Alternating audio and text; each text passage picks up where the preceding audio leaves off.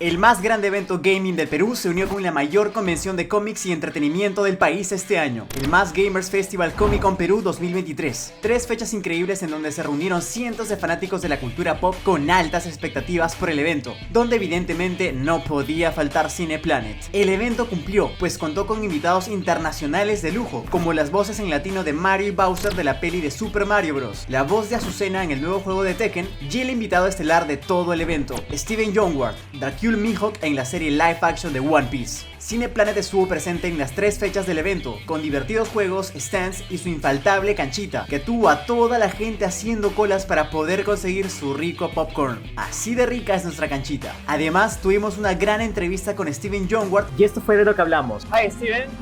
Sorry, I ruined this stuff. Hi Steven, how are you? Nice to meet you. You too.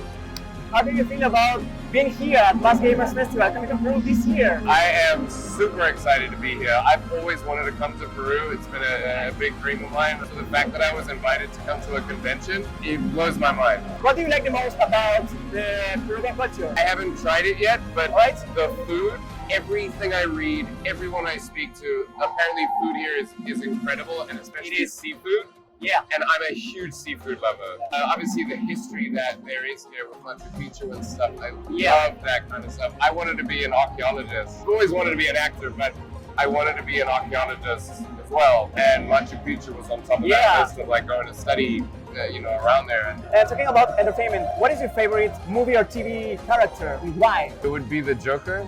Specifically Heath Ledger's version of him. I love how every actor that does the Joker brings something new to the table, so I would love to have that opportunity to play him. It would be incredible. To bring what I think I could bring, just because he's probably the most complex psychopath out there. Yeah. I would pay for it.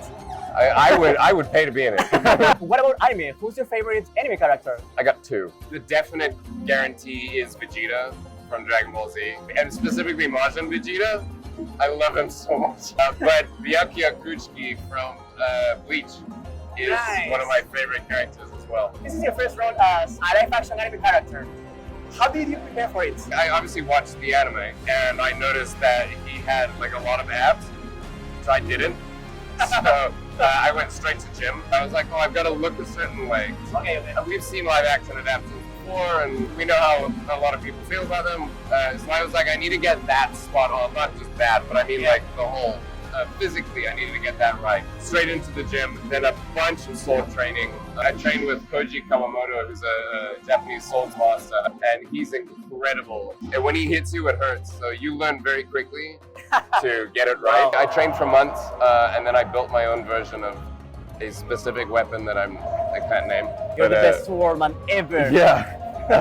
So I built my own version of that so that when I was away from training, I could continue training. Because I knew, watching the anime, there was a kind of poise about him and like a lightness with how he did everything. Yeah. So that's where I was very dedicated to the training. And then the voice was a big part that I knew I had to get right. So I spent a lot of time figuring out the right tonality for my character, and it worked.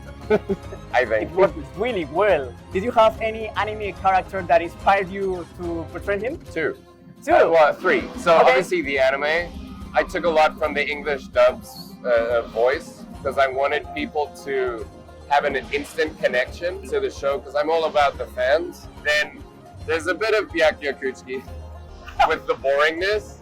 But the main thing, and it's not anime, it's an animation, but Scar from Lion King, his voice, his boredom, everything he did, I was like, oh, that's very my character. That's the route I had in my head, so I drew like a ton from him.